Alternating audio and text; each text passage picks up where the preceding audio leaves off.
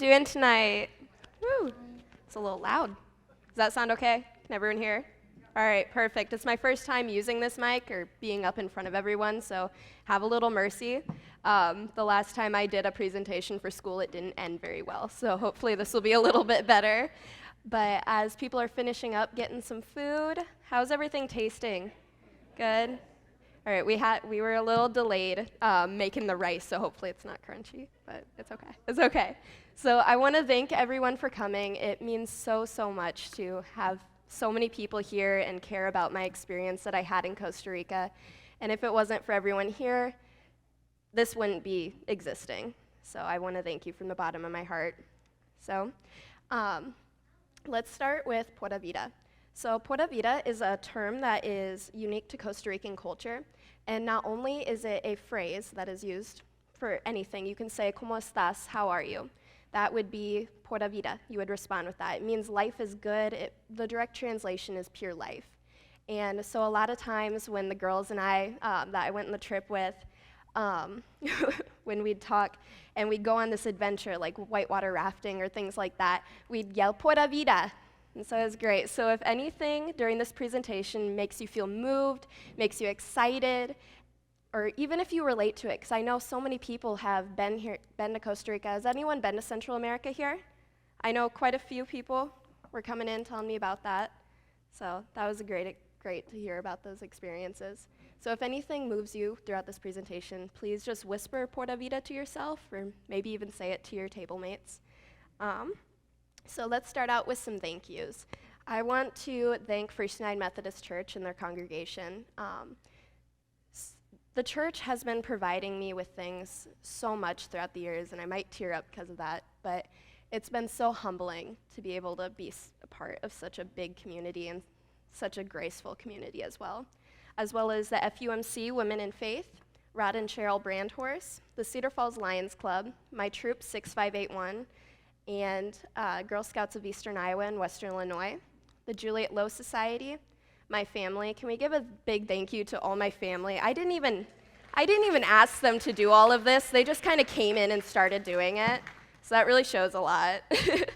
But I also want to give a big thanks to two special ladies that came here tonight. And so Janice Crow. Janice Crow has been one of my Girl Scout leaders for as long as I can remember. I think I've been in Girl Scouts for, 12, 13 years? 13, yep, Grandma knows. And so she has not only made a substantial impact on my life, but she has made such a substantial impact on Girl Scouts in general. And I'm so blessed to have had her as one of my instructors and one of my mentors. In 1953, after Janice graduated high school, she attended an all-state camp in Wyoming. This consisted of 2 girls from each state coming, and that just shows it means so much to have kind of a same experience that she had, because I met so many girls throughout the United States. I even met a girl in Germany, and that was really cool to be able to have that opportunity. Another woman, her daughter, Carol Crow, came all the way from Colorado today, and she has had similar travel opportunities and has continued to help Girl Scouts like me throughout all of her years in Girl Scouts. So, as everyone knows, I traveled to Costa Rica, and for those of you who don't know, Costa Rica is located in Central America, and it is bordered by Nicaragua and Panama. So, in particularly, in Costa Rica, I flew in from Chicago to San Jose, which you can see in the middle of the screen by the yellow dot, and later in the trip, we would go to San Ramon in a province called Tres Rios. And we also traveled different places to go to the beaches. We went to 2 different beaches, Manuel Antonio and Dominicalito. So before the trip even began, we thought that we would be able to get more sleep if we went to Cedar Rapids and spent the night there, rather than traveling from Waterloo to Cedar Rapids at 2 in the morning. Well, the same time that I was trying to get some sleep to get up that early was the same time that the girls' soccer team in the room next door was celebrating their win. So altogether, we all stayed up pretty late. And when I woke up, I was actually kind of contemplating if I really wanted to go to Costa Rica, or if I wanted to sleep in. But I'm glad I chose the right decision. But so I had a layover in Chicago, and this is where I started using my resources and a lot of things that I learned throughout Girl Scouts. So after the best and worst goodbyes that I had with my family, I remember picking up my bags, and I took a deep breath. I was so nervous but so confident, and it was such a surreal experience. And so as I was walking to TSA and I turned around, my family, their silhouettes were slowly getting smaller as I was moving away. I heard my family go, "No, you're in the wrong line." And so it was at that moment that I realized that they were probably pretty concerned about me traveling to a new country if I couldn't even make it in Cedar Rapids to TSA. But the things I learned while I was there was that big liquids, equaled the garbage can. And so I packed all of my sunscreen, these big bottles of sunscreen that you would think are pretty necessary for going to a tropical country. Well, I packed those in the wrong bag, and all of them got thrown away. So it was, but I didn't get sunburnt. We'll find out if I get skin cancer later. But also, another tip, I see that there are some Girl Scouts in the audience, and I'm so happy to see you guys. That's awesome. So TSA does not let you bring pepper spray, and if you're a young woman or even anyone traveling alone, I think it's a good idea to have that, whether your beliefs go towards that or not. But you can always wear a whistle. And so I did that, and I'm very happy I did that, because there were a couple experiences, especially in the Chicago airport, where I thought I would need to use it, but I didn't, thank God. But also on my ticket, they didn't say where my gate was. And so I'm very happy that you can see in the bottom picture, they have the flight plans and everything like that. So I'm very glad that I used my resources to be able to figure out where I was going. There was a little bit of time where I thought, oh, I'm gonna miss my flight. But I didn't. And so I had a 5-hour layover in Chicago, and throughout most of that time, I pretty much just walked around the airport. I didn't know how much money I was going to be spending in Costa Rica, or if there would be a financial emergency where I would need to save it, so I didn't buy anything. I just snacked on my beef sticks that I had a surplus of in my bag. And but this 5-hour layover soon turned into about a 7 or 8 hour layover because of a severe thunderstorm. I would later kind of figure out that this thunderstorm was foreshadowing to future events on this trip, so buckle down for that one. But I did have a lot of anxiety throughout this time, and I remember just sitting on the plane, and you could see the lightning. It was shaking the plane and everything before we even made it to the runway, and I was so cold, everything like that, so dress warm. But I just needed to take a deep breath, and I knew that I was so far away from my family, but tonight really shows how much my family was really there. So once we arrived in Costa Rica, we landed in San Jose, and I met with a group of other girls that were arriving around the same time, and this was outside the airport on a little strip, and everyone was yelling taxi. There was a whole bunch of taxi drivers just trying to get us there. And so I found the girl who was about my age, and we stood by her.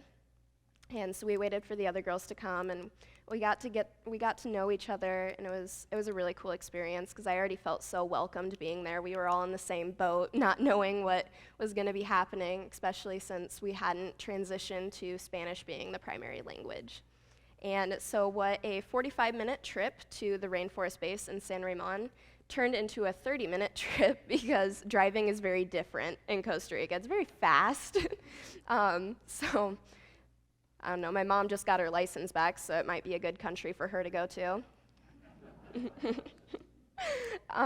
But there was a lot of culture shock, and while we were on the ride to the Rainforest Base, we found out that there was a landslide that had just happened, and so we had no running water at the base, and this included our showers, our drinking water, everything, and so that was kind of a shock, and we didn't realize how much of a setback this would be, but we made it work, and we got very creative with how we were getting our water. But on the first day, I woke up because we got to the Rainforest Base from the airport fairly late, and so I was the first one awake, and I was finally able to see what the room actually looked like because it was so dark. And I remember getting there that night, and I accidentally almost crawled into a bed with another girl because I couldn't see that the bed was already occupied. But so I got to see my room for the first time, and you can see in the bottom right, I was right by the window on the top bunk, and I'm pretty proud that I chose that area because I was able to hear all the sounds of the rainforest. I could hear the rain, I could feel all the dew on my skin, which wasn't that enjoyable, but I learned that I miss it a lot. And so I didn't know if there was a waterfall close by, but there was actually a river just a few feet from the Rainforest Base. And so it was just very soothing. It was something you'd hear on one of your white noise apps. And so that was cool. And you will find out that rice and beans is one of the primary food groups that you'll have. So we had that in pretty much every meal. So that was our breakfast on day one. We also went tree climbing, and you'll notice that there's no pictures of me climbing the trees. I made it about 3 feet off the ground. So I was very good at holding people up, but not the heights. That wasn't for me. You can also see on my plate for breakfast that I had pineapple and zapote and no water. And so we had some prepackaged juice, which was very nice. So here's some more pictures of the Rainforest Base. You can see on the 2 pictures on the bottom left, that is up on the second hill, because we were in the mountains. And so those hills were definitely a trip to get up and down. But so that was where the bodega was, and that's where the vans, where the kayaks, surfboards, everything outward bound would need. And so you can see me posing up there as we're trying to hike down the hill. In the top middle photo, you can see our room. And if you shut the doors to our rooms, they automatically lock. So we were very lucky to have a broken window. And so we had to crawl through that. We would take turns crawling through the window to get that unlocked, and I still have bruises on my sides from that. But then there's some other pictures. There's the mess hall in the bottom right, and there's our bunk beds in the middle, and up at the tops, you can see where the volleyball net is. We played a lot of soccer. That's just kind of where we hung out when it wasn't raining, and it rained a lot, so it was very seldom. And so later that day, we got to meet the camp cat, Mimi. And so Mimi absolutely loved the fact that we had a broken window as well. And we'd wake up, and she would be sleeping in our beds, and we're not allowed to have the animals in our room. And I was like, you're gonna get us in trouble one of these days, but none of us opposed. We all really missed our pets. But you can see Mimi in the bottom photo joining us for hot chocolate and up in our beds. One of my favorite foods that I got to try in Costa Rica was called the mamone, and you can see that in the top right. And so I can kind of describe it as a white grape, but there's a pit in it, and the pit is very woody, almost like a wood chip. And so if you get some of the pit in your mouth, you kind of have to chew it down a little bit. It tastes like bark, but the other part of it is pretty good. And the way you eat it is you kind of slice it a little bit, either with your thumb or maybe a knife, and you twist it, and that's how the top comes off. So on day 2, we woke up very, very, very early, but the sun rose very early as well, and it was different in different parts of the country as well that we traveled to. But we were all very excited because we got to go whitewater rafting, and this experience was one of my favorites. There was a lot of downtime because we were waiting for one of the other instructors to come, and it was just downpouring that entire time. So there was a little bit of time where we did get homesick, and we were pretty irritable in those moments, but every feeling of irritability was replaced once we got in those rafts, and it was so much fun. We did have one girl that flew out, and but we got to learn how to pick them back up and just how to support each other in those moments. So on day 3, because of the whitewater rafting and the different ways that you pull the paddle through, I did hurt my shoulder fairly bad, and so I woke up in the middle of the night, and I had to go and get some help. I was lucky that we had some Girl Scout leaders who were there from, oh gosh, I had to think where they were from. I know one of them came from Sicily, though. She was just there, and so she flew straight from Italy to Costa Rica, which was very cool. Probably a really long trip, though, but I'm so glad that she made it. But we were very concerned whether I would be able to go ziplining the next day because of how bad it hurt. But I'm so glad that I was able to push through because the zip lining was amazing.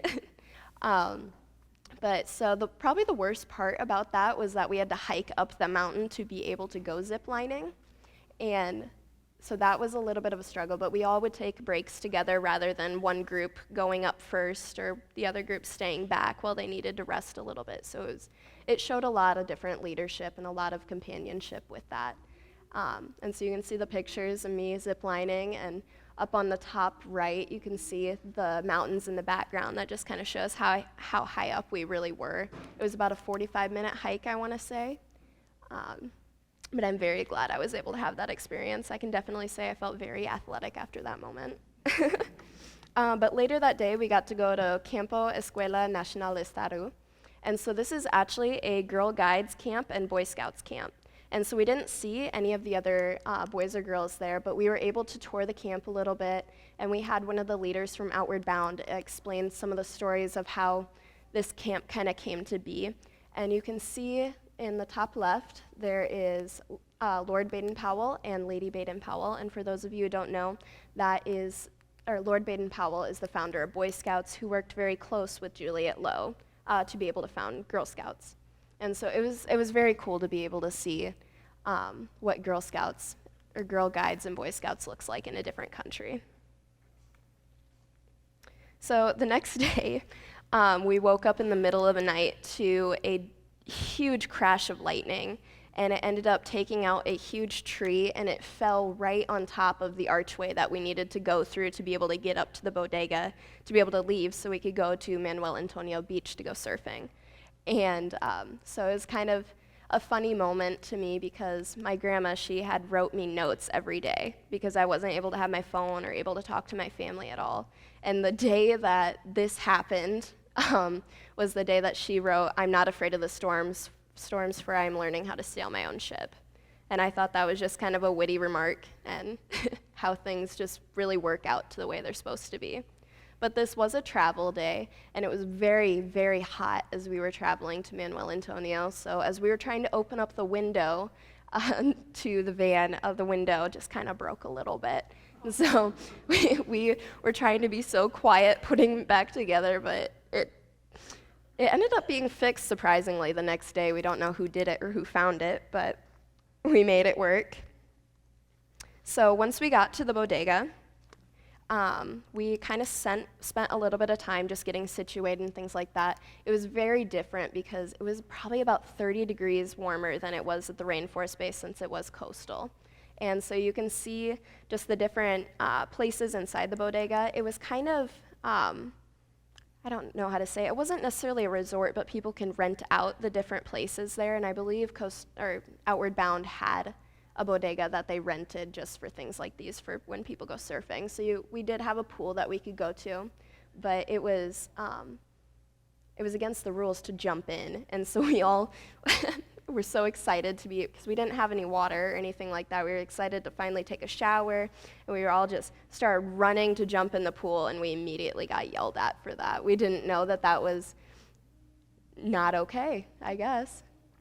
But you can see just the different places in the bodega. That's all the girls and I think that was the night that we did a little talent show because we didn't have any movies or TVs to watch, so we all kind of made our own skits and things like that. And I wish I could show you the videos because they were very entertaining.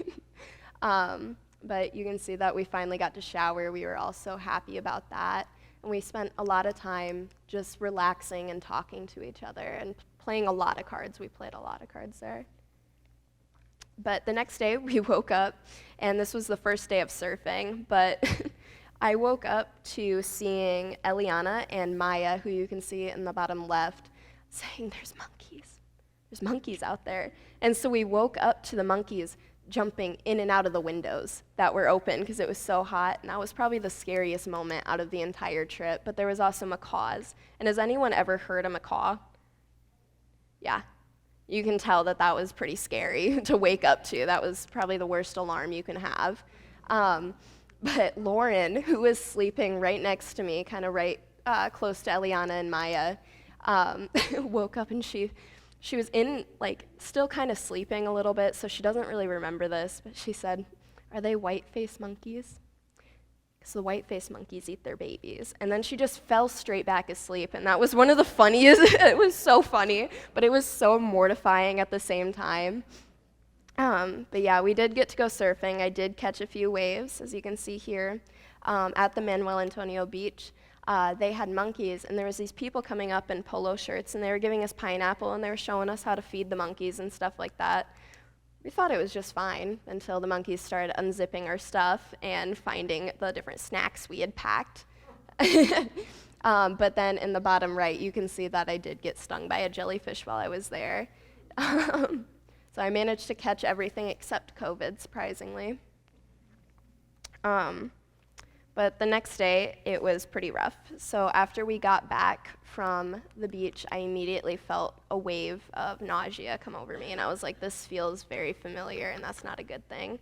As you guys know, that I get sick pretty easy, and you guys have prayed for me a lot about my sickness, which I really appreciate. But I wrote in my diary, so it wasn't the monkeys or the jellyfish sting that ended me up in the Manuel Antonio Public Hospital.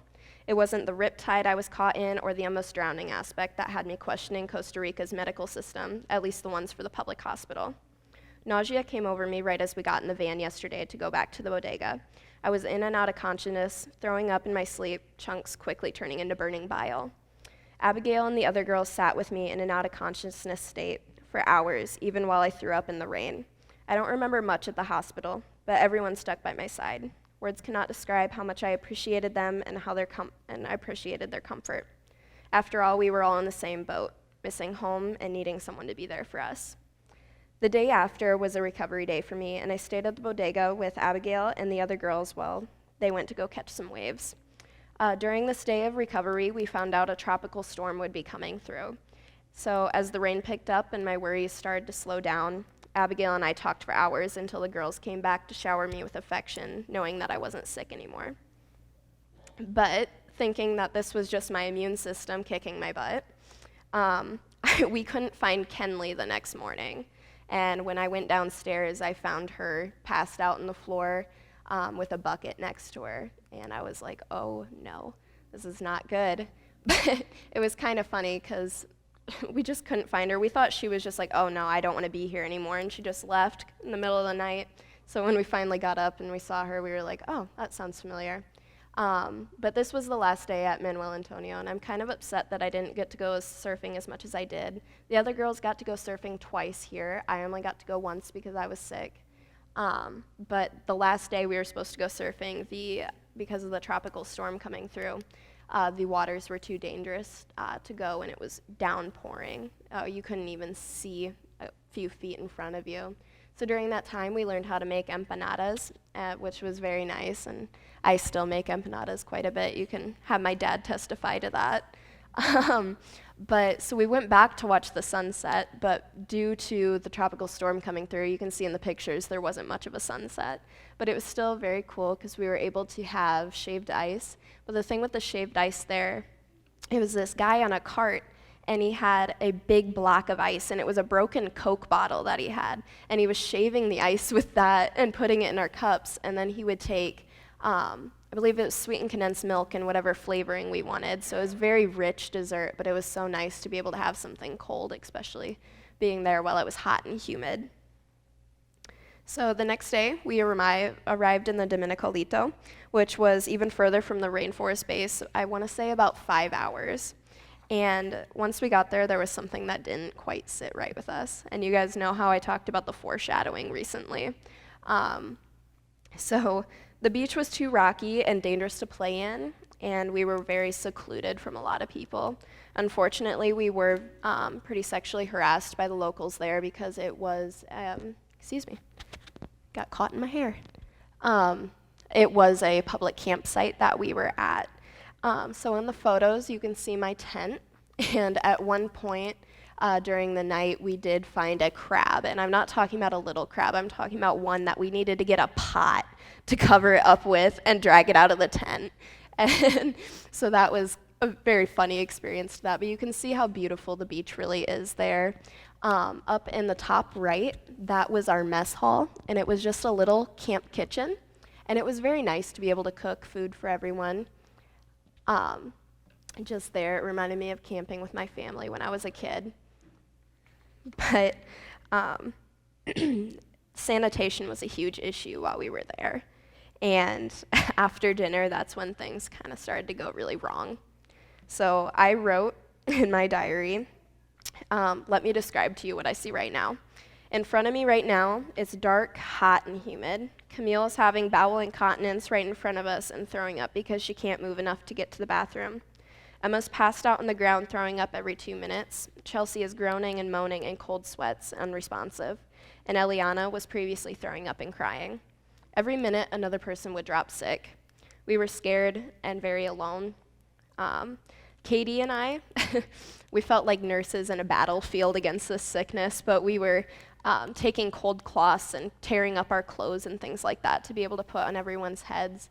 And it really showed how much teamwork came with that and how much we had just met each other, like a week ago, and we were already taking care of each other more than anything we have experienced anywhere else.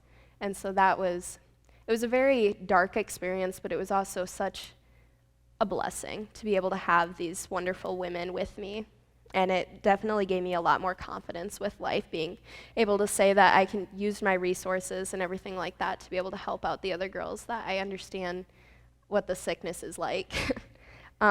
So while we emptied puke buckets and passed out cold cloths, Abigail, who was our Girl Scout leader there, was on the phone with a Girl Scout advisor back in the US trying to get us out of there because the sanitation was not near what it should have been, unfortunately. And so in the midst of us not being able to speak Spanish very well, in our broken Spanish, we went up to someone in the campsite and asked if he could take us to a hotel. Well, we ended up at a hostel, and you can see that here. We pretty much had to carry, Chelsea. I apologize. I couldn't see her face because she was passed out on the ground, or not on the ground, the bed. But we had to carry her from a dark alleyway, so we had no idea where we were going. The only person that actually spoke Spanish was in a different car. We were traveling alone with this guy that we had no idea who he was. We didn't even know his name. And it was in the moment when I was sitting up front in the car, and I was like, seems like something that would be in a movie. And so I just, I was like, I really want to call my family and tell them about this, because they would be so scared.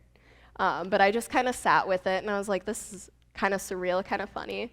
But you can see on the bottom right that we were all really, really sick. We had 2 rooms, and we packed ourselves in there like sardines. But it was really cool because the people that own the hostel actually were coming in and bringing us like peppermint tea for our stomachs, and they brought us crackers and everything like that, and they were so welcoming. And the woman who owned it with her husband was just such a mom figure for us, and it was really cool.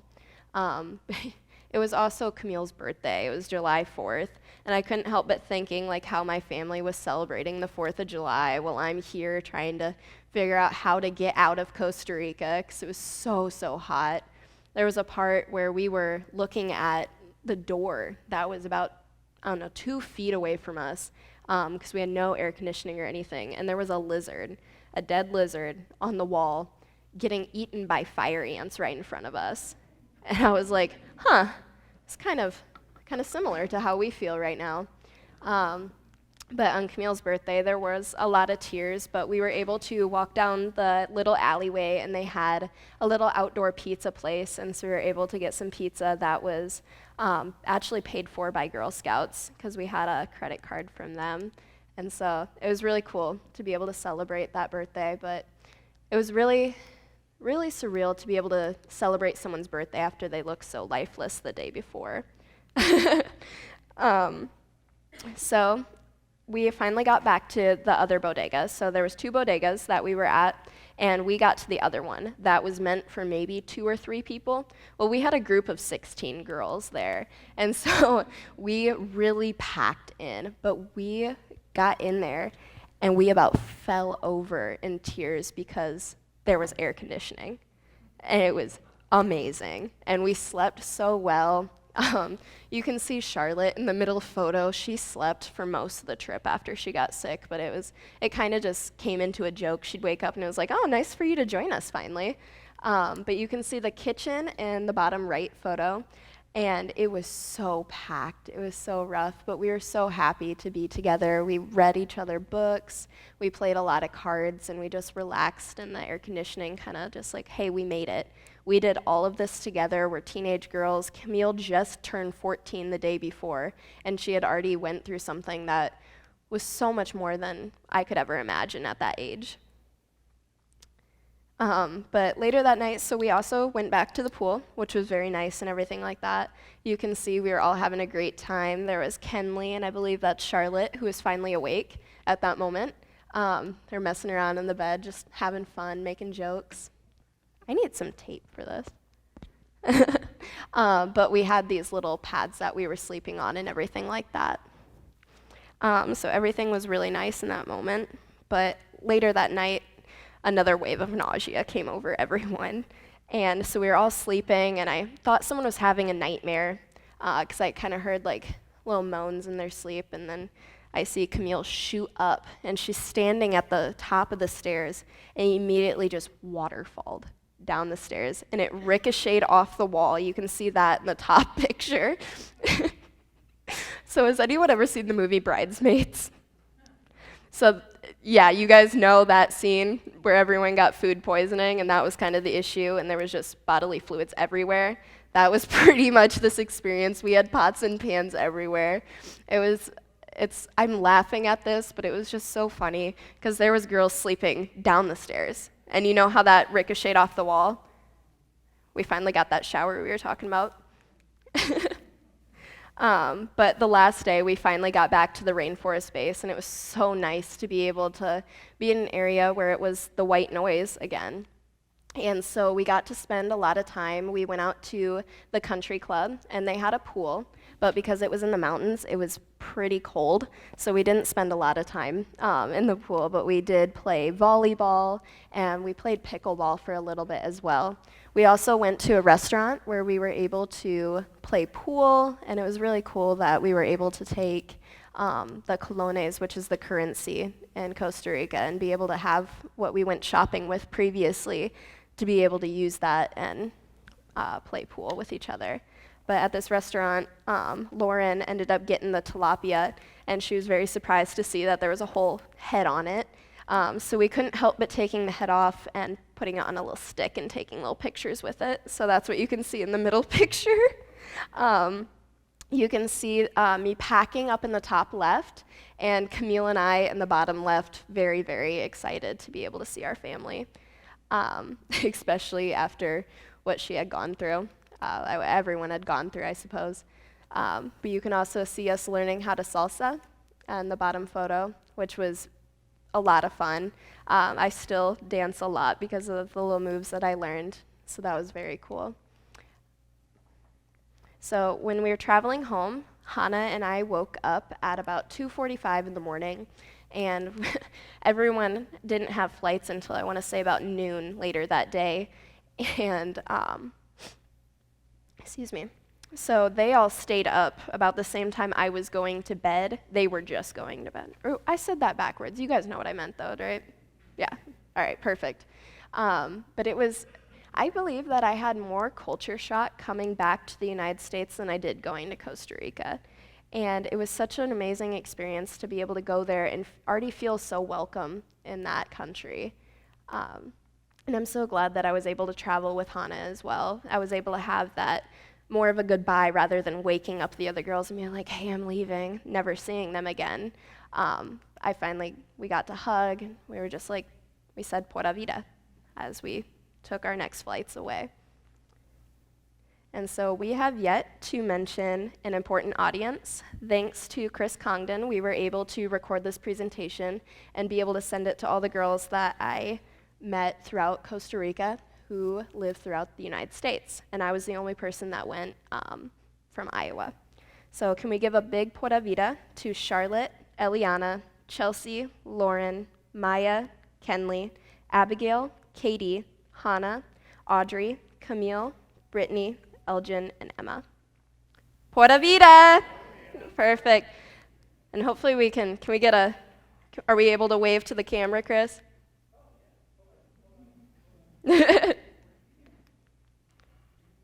I just started learning how to use all the tech stuff, and so my favorite part of the job is being able to say it's Chris's fault when something goes wrong.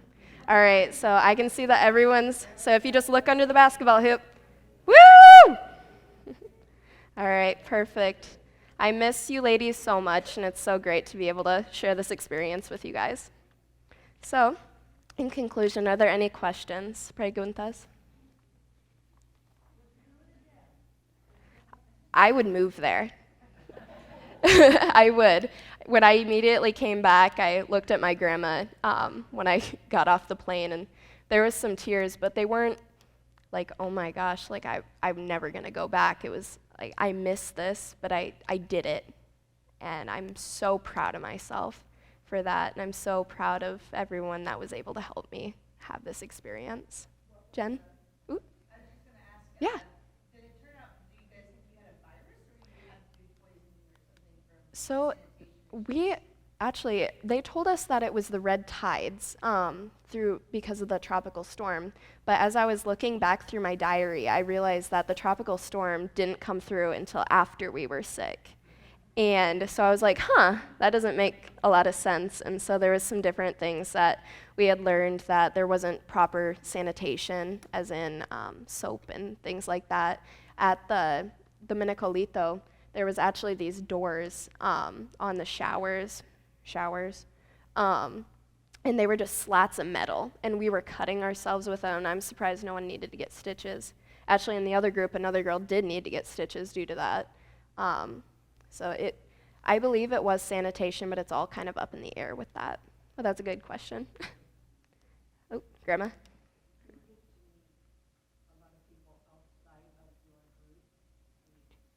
Yeah, do you mean like in Outward Bound, or?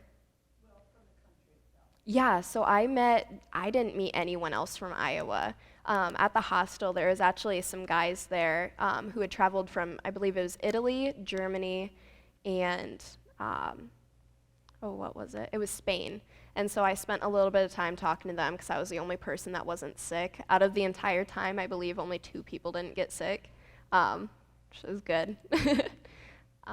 Any other questions?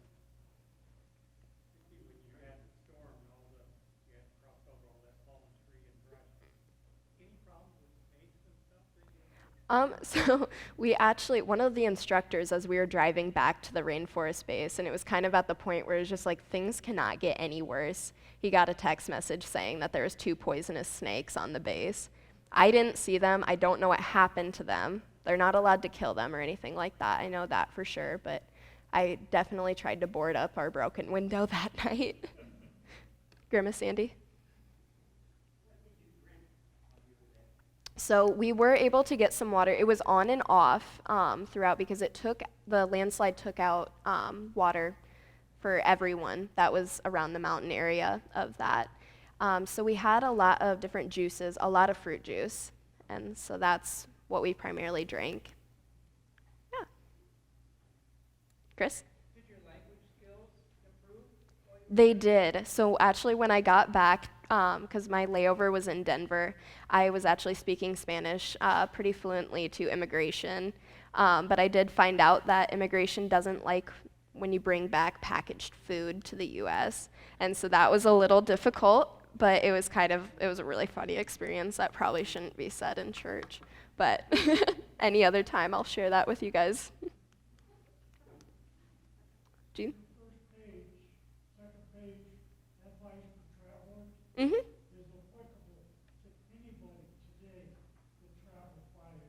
I agree. Did everyone hear him? All right, perfect. Yeah. Of all the positive experiences you had, what was your favorite part of it? Okay.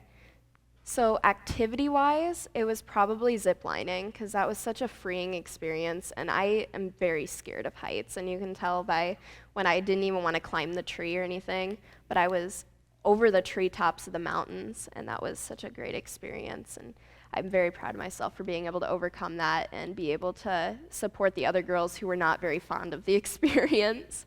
There was actually a time where there was just I can't think of what it's called, but it was just a straight drop on rope, and I want to say it was about 16 to 20 feet high, and that was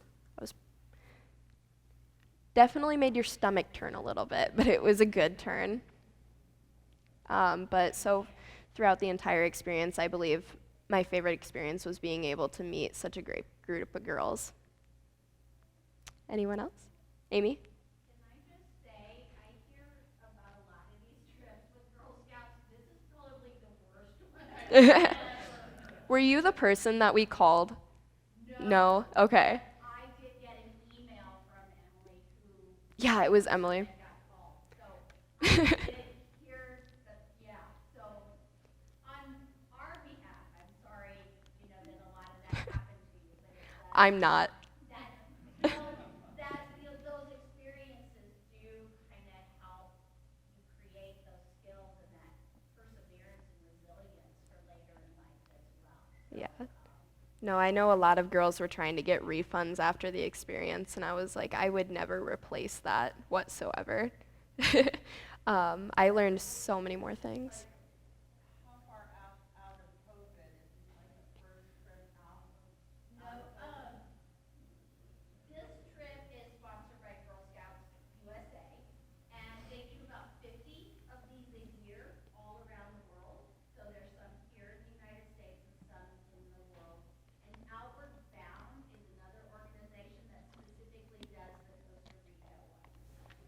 So I had another girl from our council who did a service and sea turtles one, I think about a week or so before Audrienne went, and she didn't have any of the sickness issues.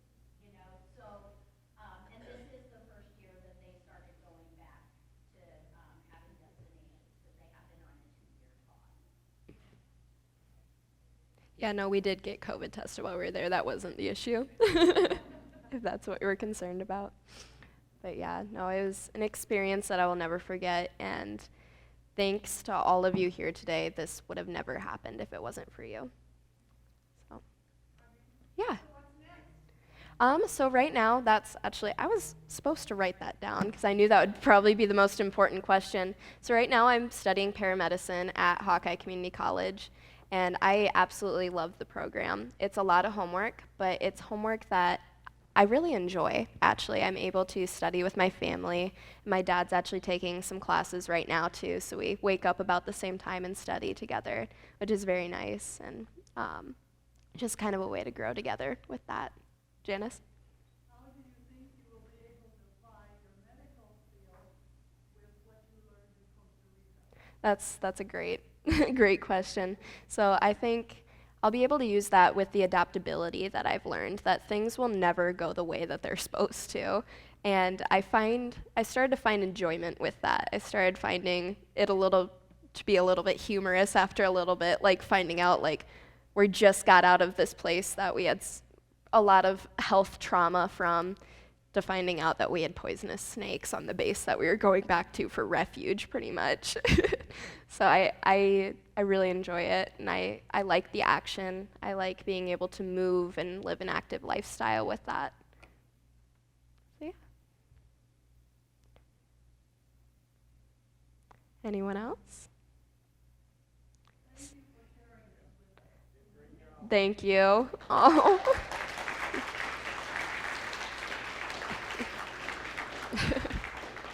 I really appreciate it. I won't lie. I'm still very shaky from that, but hopefully it worked out. I want to thank everyone for coming again. I don't know, is there room for seconds?